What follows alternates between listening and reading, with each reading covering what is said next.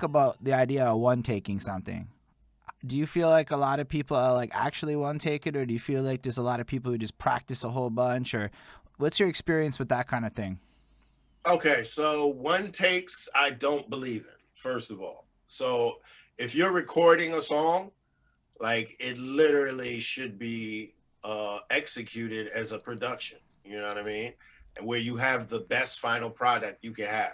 Like I've got people that come to the studio because I still have a studio and I record people. And when they come in here, they'll be like, "Oh, I messed up on this one line. I got to do the whole thing over." And I'm like, "No, like if the beginning part is sounds as good and it came out the way you want it, let's punch in after that and just keep that flow going. Because if you one take it, something is not going to be as good as it could be in that one take. You know what I'm saying? Interesting. So this is like professional advice rappers from a guy Yeah, I mean, it's a who production. has It's one thing to be on stage and do something, and it's a whole nother thing to be in a studio. The beauty of the studio is you could polish everything that you would do wrong. On stage is where you have the problem, which is where freestyling comes in, because you forget a lyric, and, you can't just stop rhyming. You know what I mean? Like, I mean, On I've done it stage, before, on but it's your like, stage show, people will forget, but a record is there forever. right, exactly. That's another point. So you got to be careful when it's a live record. Is I guess the big secondary lesson. Be extra on point that day. Hmm. No, that's so cool though. I really like that you said that because I know a lot of people like I don't know. I just believe that if you are gonna one take it, and it's something I saw Liddy Bros throw up in the chats on my side, is that if you're gonna one take it, practice it 45, 50 times first. So when you show up to one take it, it Hmm. fits. Because I know. I'll tell you though, like, there's one person I could tell you who was a master of it, and that was Memphis Bleek. Memphis Okay. Bleek is one of the few people or only people that I've been in the studio with that would literally come in and in a half an hour he'd be done with the whole entire song. He would literally come in and do all three verses. Boom. All right. Now I'm gonna do the ad libs, whole thing straight down, Was everything it perfect. You was know it what I like mean? off the dome, or was he like practicing No, beforehand? no, he. That's what I'm saying. He practiced it, but when Mm, he came in, the execution was like flawless. It's exactly what he wanted, and he was able to do it in one takes. that's incredible. So you're saying, and this is just a fucking crazy historical tidbit that from an engineer who was there, that Memphis Bleek can all in a track in 30 minutes because he put the time in to make it happen. Yes, That is a exactly, wonderful fact to share with the world, dude. dude. And I always say it. Jay-Z, that's his man, and I was like, this is probably why you're his man. Everybody he's worked with, they've been in the studio 3, 4, 5 hours on one song and might not even be finished with it. This dude comes in a half an hour, he's done. Like, how many songs you want me to do? Oh, this is an hourly joint. I'll do 2 songs then. You know what I'm saying? Do you guys know what he You just gotta said though? love that. I think we got to just unpack what you said there. That's fucking huge. So you're saying that we're gonna say the probabilities, and it's not all factual for the sake of whatever's. But Jay Z's more interested in a guy like Memphis because Memphis kept album production costs to the fucking minimum like a professional, and Jay Z's a professional, and it impressed Mm-hmm. Jay Z, and that was huge. Businessman. That's some huge Exactly, dude. shit. Oh, thank you Yeah, I've for been part of sharing some that, dude. craziness. I don't want to get into that until we get to I know, but that. even just now for the beginning parts as a teaser, oh wow, Hmm. that's huge. That got me like my heart rate increased for the level of excitement. So let's go back then so we can build into it properly. So Hmm. you're back with Big Zoo. You guys are writing tracks. You're composing now, keeping songs in mind. And I love that you said that about the production because I feel like, at least for me, maybe it's just I'm a lazy songwriter, but I like it when the producer has finished a track and you can clearly see you can see it. I don't have to think about the song structure because the producer did it so eloquently. So I think it's huge that you do that, and you were already doing that off the jump. I don't know if that's always been important to you or not, or if that's how everyone works, but to me it's really cool that you do that. But let's go back to that era and what's happening in that world and how does it elevate and all that good stuff.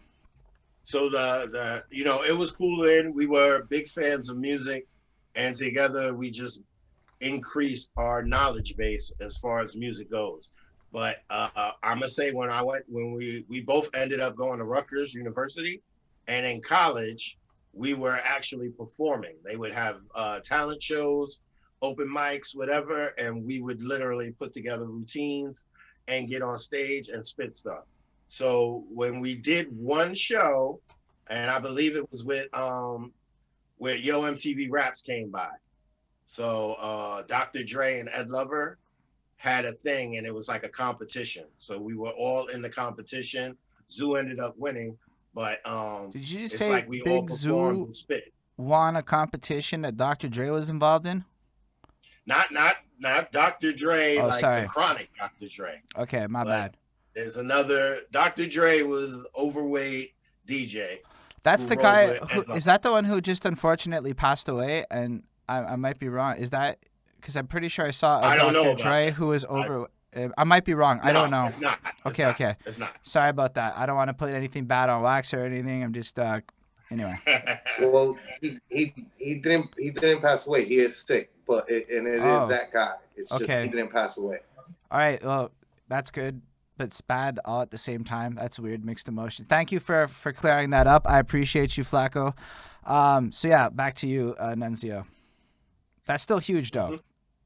Yes, you know what I mean. So he did that, and I remember he did very well and killed it. I was doing my thing, and I got booed. It's all right. I had some haters in college, you know what I mean, which I found out later, but you know, it's all gravy. But yeah, after that, a guy approached us named Kwame, who was like, yo, I got a studio in my house. He lived off campus too. And he was like, yo, if y'all got some ideas for beats, like I could help you arrange them and we could do some songs. And we were like, that. So the very first song we ever did was at his house, because he had a little, like a real, it wasn't even like a high-tech studio, but he had a microphone, he had a system he could record into, and he had something very similar to the ASR-10. So basically a keyboard with sampling capabilities. Cool. And yo, we came through there mad prepared, like we was Memphis Bleek with the beats. Oh, we want to take this section from this time to this time. We want to take this section from this time to this time. We want to loop it here. We want it to go 4 times, then 4 times on the other thing. Yo, and he was blown away by our professionalism as far as, you've never made a beat before, but we made that beat in like a half an hour with his skill to put it together. You know what I'm saying? Just off our instructions. That's so crazy. It was like, that was the elevation. Now we had made a song, and now in our heads, we're like, yo, we can make it. You know what I'm saying? And you always feel that way when you actually executed some shit you was trying to do. Of course, we came back, played it for everybody patting us on the back, and you know, it goes from there to even bigger things. But in college, that's what we were doing. So you're spending your time in college producing and making music, but I guess in this era it's pretty cool to do this because you're going to be able to go to the parties, rock out. So it's heavily tied into the social culture, which weirdly enough is very much manifesting online these days. So I think there's a lot of cool parallels between the culture that you're describing to us and the way that you collaborated and the way you worked and the way, honestly, I see Facebook and COVID kind of teaming up to force these kinds of collaborations and this kind of a culture almost recreating now. So I think it's cool to point out just these kind of comparisons, but so you're at the point now where you've realized I'm a producer, or I'm doing this. This is where I'm going with my life. What it was is the acknowledgement that we were good at it. You know what I'm saying? Like Zoo didn't really want to do all of the engineering stuff. Me, I was interested in the engineering aspect. So basically, I was in college for 2 years, and then found out I had a learning disability. And college was just a little bit too much for me. So I ended up dropping, well, not even dropping, I got kicked out. You know what I mean? It's all right, man. By the dean. It was on some bullshit though. But I got kicked out of college. And then I went home and I started working at Walgreens and just doing regular life.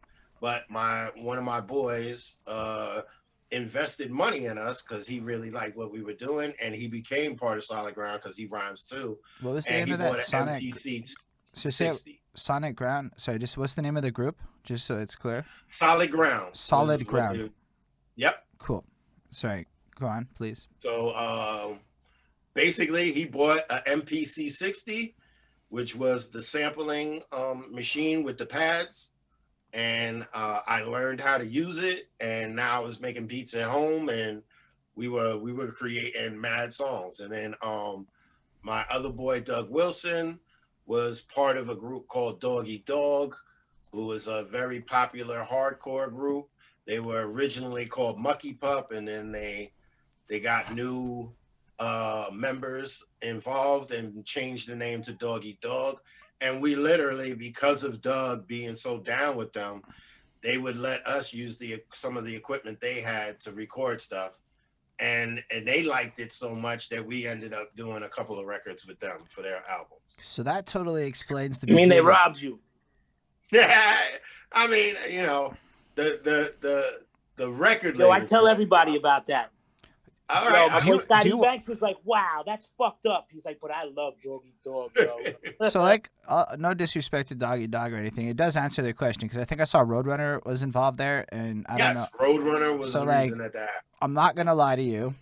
I was like, Roadrunner to Biggie, like that's a weird like transition. So I'm glad that you brought this up because I mean I know Roadrunner, dude, Slipknot and shit. Like that's me. That's my like youth when I'm young. Roadrunner's the shit.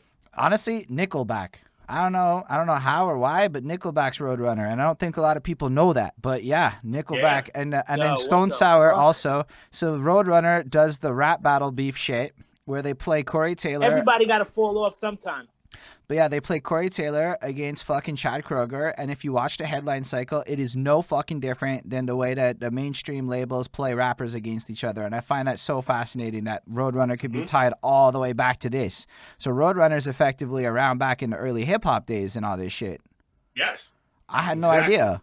That's nuts. And they literally liked way what back we were doing with them with the rhyming over the hardcore stuff. So, you know, it was like. So you I don't know, are partly responsible for nu metal. Roadrunner was doing hardcore back in the day. They did what I will say is this, right? So we did a song called In the Dog Pound, right? And myself, Zoo, and my boy Doug rhyme on it. And so does the lead singer, you know what I mean? John Connor was his name, ironically enough. So I just want to say, dude, I'm 12 years old in 2000. There is almost nothing better sounding to me than nu metal. And to hear you basically say, because Roadrunner is like 80% of why nu metal is a thing. Let's be 100% real. I agree with you. If you're saying that you were involved in the production elements that helped inspire their early work, go in a more hip-hop oriented sound, then I'm going to have to say 100%, you literally helped inspire nu metal in a very direct and tangential way. And I personally, as Linkin Park is my favorite band of all time, thank you for that, because that's huge, dude. I never thought in this conversation I would find out that I'm talking to an originator of my, like, honestly favorite genre of music, and that's so. I'm giving you more credit than maybe you want it. You're a humble dude. Yeah, you know. But allow me to be fucking clear. What you just said is, I walked into the engineer. They heard us doing our thing, and then 10 years later, it's the biggest genre in the world. That's just a side note. And Fred Durst is an A&R kind of scoping this shit out. Like, I mean. It doesn't. I like Limp Bizkit. I don't care what anyone says. I fucking love their shit. But like, end of the day, the fact is, you can trace that to you. You're part of that story in a it should be on the record kind of way. And regardless to how big or small you see that contribution, it doesn't change. That's more than I ever did. Like it's more than anybody ever did. Like, come on, Nonezeo. We acknowledge that it was different, and it wasn't like the an established type of genre even, or that it was like it was definitely a merger between two things that we like. They weren't the first to do it either. I like hardcore stuff, you know what I'm saying? I still listen to that type of music, in fact I engineer some of it sometimes too, and on live shows, but it's like we literally were just being creative and having a good time doing it, you know what I mean? So when it elevated, that was great. We were just on the last song of their first album, And then on the second album, they literally had us come to the studio for like 3 days and do a bunch of stuff with them. You know what I mean? So we did like a couple of skits with them, and we did 2 songs with them. And, you know, one of the songs got them best new artist for the MTV Europe Awards. That's like, I'll never forget that. So that means you're the best new artist, really, None.